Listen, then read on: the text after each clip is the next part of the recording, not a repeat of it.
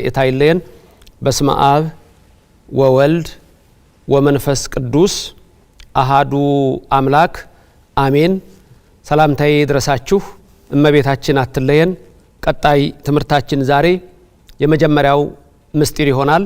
ባለፈው እንዳየነው አምስቱ አእማደ ምስጢራት፣ አምስቱ ህቡአት፣ አምስቱ ምስጢራተ ቤተ ክርስቲያን ያልኳችሁ መሰረታዊ የእምነታችን መሰረት ምሰሶ የሆኑት አምስቱ ያልናቸው አንደኛው ምስጢረ ሥላሴ ነው፣ ሁለተኛው ምስጢረ ሥጋዌ ነው፣ ሶስተኛው ምስጢረ ጥምቀት ነው፣ አራት ምስጢረ ቁርባን፣ አምስት ምስጢረ ትንሣኤ ወይም ምስጢረ ትንሣኤ ሙታን። እነዚህን በቃ መያዝ አለባችሁ። በመጀመሪያው ክፍል ትምህርት ላይ አምስት ናቸው፣ አምስቱን መያዝ ይኖርባቸዋል። ዛሬ የምንጀምረው ከመጀመሪያው ምስጢር ይሆናል። ምስጢረ ሥላሴ።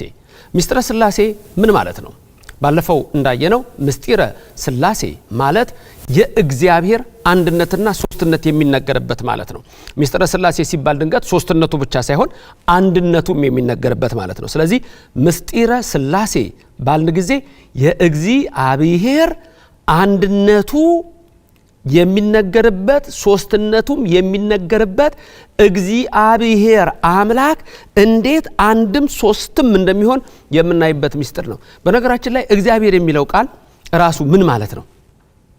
እግዚአብሔር ማለት ምን ማለት ነው ተብላችሁ ብትጠየቁ ምን እንደምትሉት?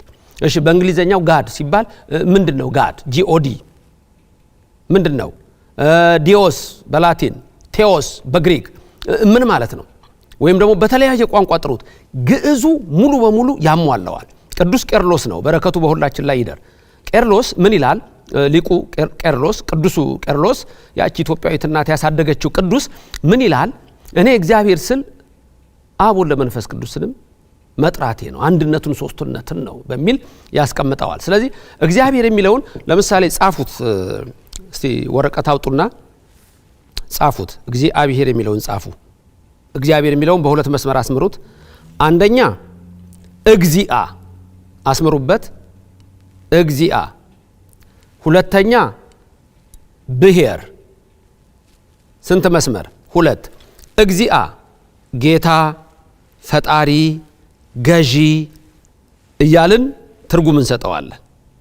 ብሔር ላይ ደግሞ ዓለም፣ ህዝብ፣ ፍጥረት የሚል ሁሉ ይኖረዋል። ብዙ ጊዜ እናንተ የምታስቡት ብሔር ብሔረሰብ ይሄ ዝም ብሎ በየቦታው ያለውን ሐሳብ ነው የምታስቡት። እሱ ከንቱ ነው። የቦታ ስም ነው እሱ። ብሔር ራሱ ህዝብ ማለት ነው አጠቃላይ። ለምሳሌ ብሔረሰብ ስንል አሁን ለምሳሌ የአንድ ሀገር ያለ ሰው እንደማለት ነው። ብሔረሰብ ማለት የአገር ሰው እንደማለት ነው ትርጉሙ። ለማንኛውም አሁን ልንገራችሁ እዚህ ጋር እግዚአ ጌታ፣ ፈጣሪ፣ ገዢ፣ ብሔር የሚለው ስትወስድ ደግሞ ዓለም፣ ፍጥረት፣ ህዝብ። ስለዚህ እግዚአ ብሔር ስትሉ የዓለማት ሁሉ ፈጣሪ ፈጣሪ አንድ እግዚአብሔር፣ ፈጣሪዎች አይደለም፣ ፈጣሪ አንድ እግዚአብሔር። ስለዚህ እግዚአ ፈጣሪ፣ ብሔር ፍጥረት፣ የፍጥረት ሁሉ ፈጣሪ፣ እግዚአ ጌታ፣ ብሔር ህዝብ፣ የህዝብ ሁሉ ፈጣሪ፣ የህዝብ ሁሉ ጌታ፣ አንድ እግዚአብሔር። ግዕዙ እንዴት አድርጎ እንደሚያሟላው ልነግራችሁ ፈልጌ ነው። ሌላ ለብቻ ጻፉና እንደገና እግዚአብሔር የሚለውን ለብቻ ጻፉና ሶስት መስመር አስምሩ። የመጀመሪያው ላይ እግዚ የሚለው ላይ አስምሩ። ሁለተኛው ላይ አብ የሚለው ላይ አስምሩ። ሶስተኛው ላይ ሄር የሚል አስምሩ። እግዚ አብ ሄር።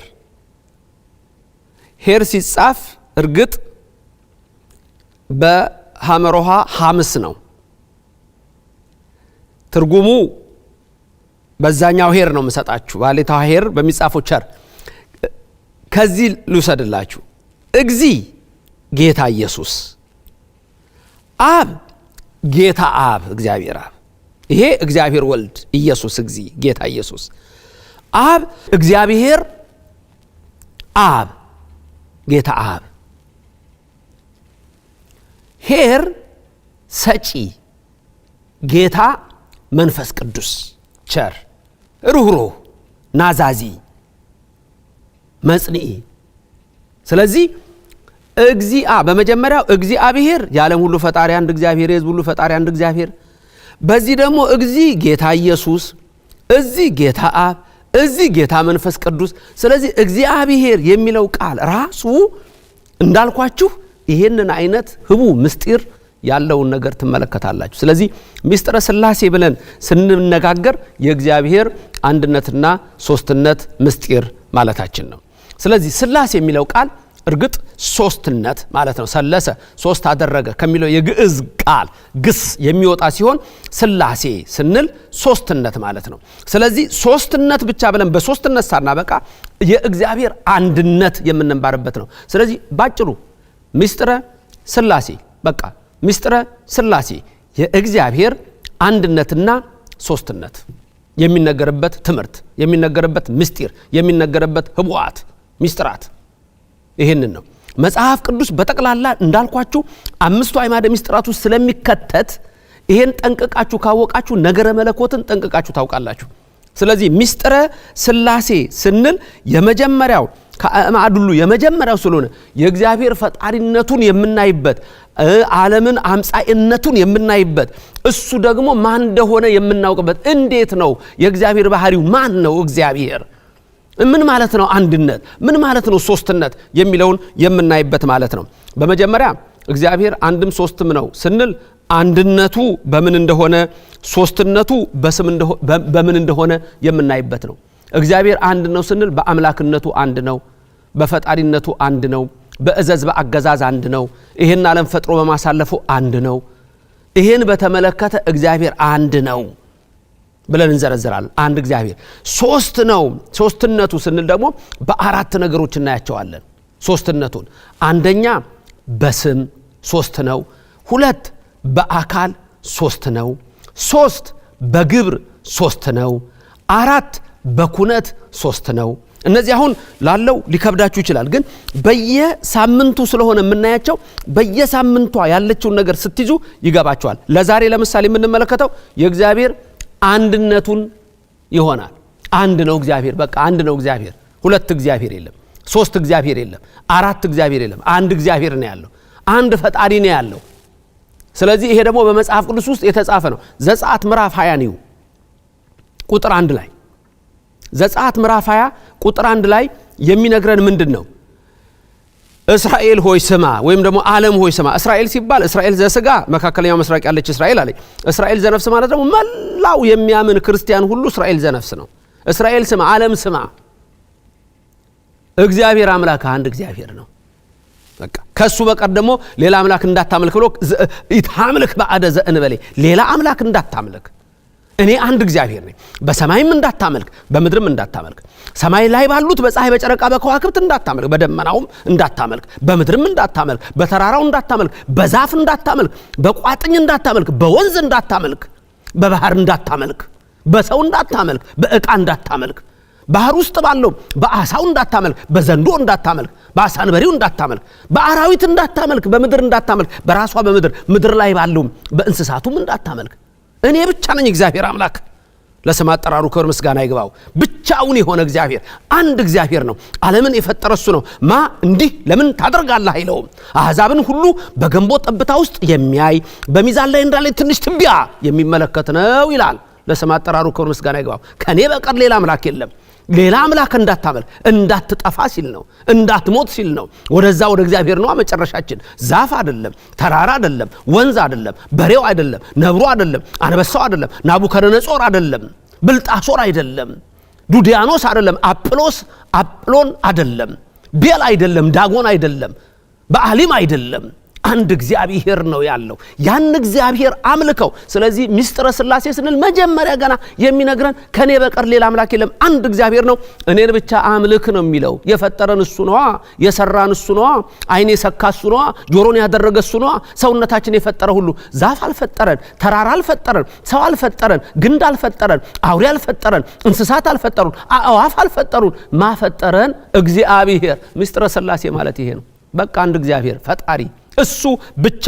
ስለዚህ እግዚአብሔር አንድነቱ ምንድነው? በምንድነው ስንል አንድ በመለኮት፣ ሁለት በባህሪ፣ ሶስት በህልውና፣ አራት በፈቃድ፣ አምስት በእዘዝ በአገዛዝ፣ ይህንን በመሳሰለው በመፍጠርና በማሳለፍ። ስለዚህ እግዚአብሔር በመለኮት፣ በባህሪ፣ በህልውና፣ በፈቃድ አንድ ነው ብለን እናመልከዋለን።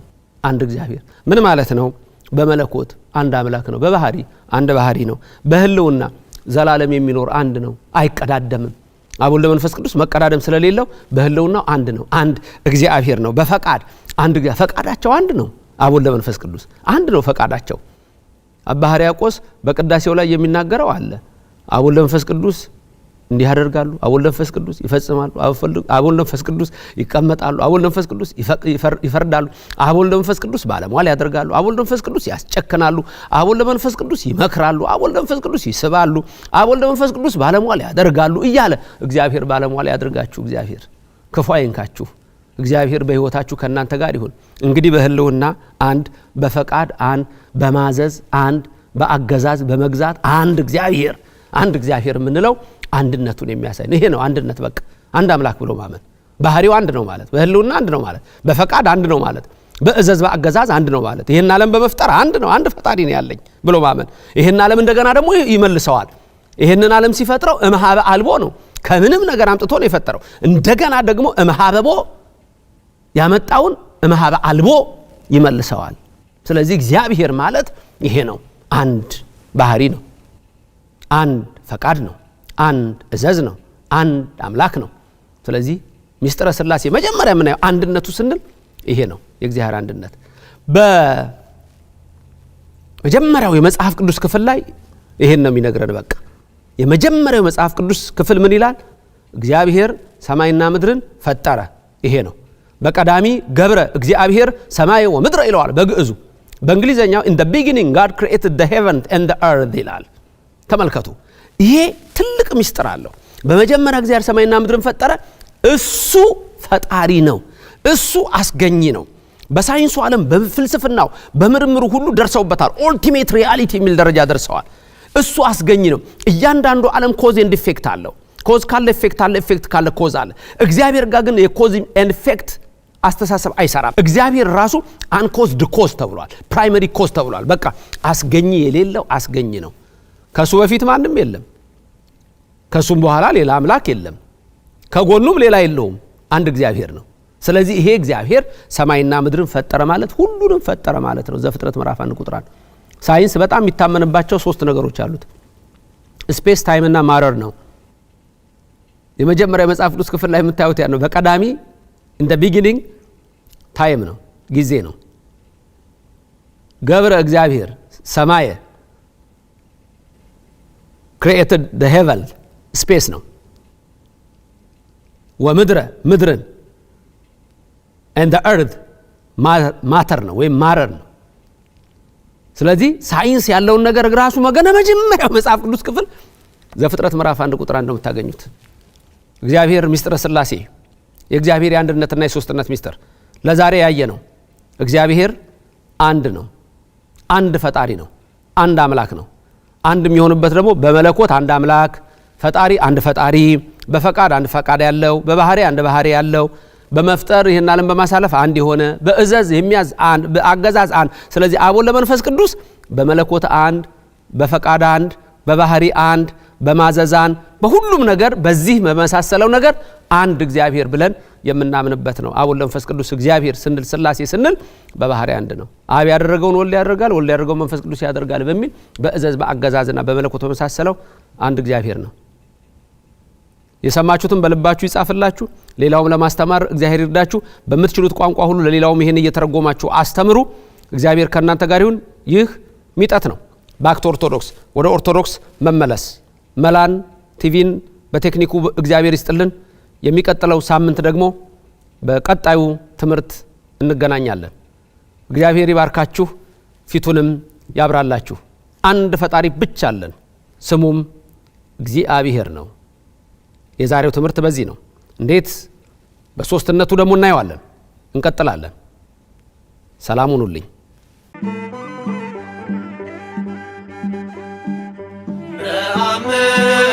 በአብ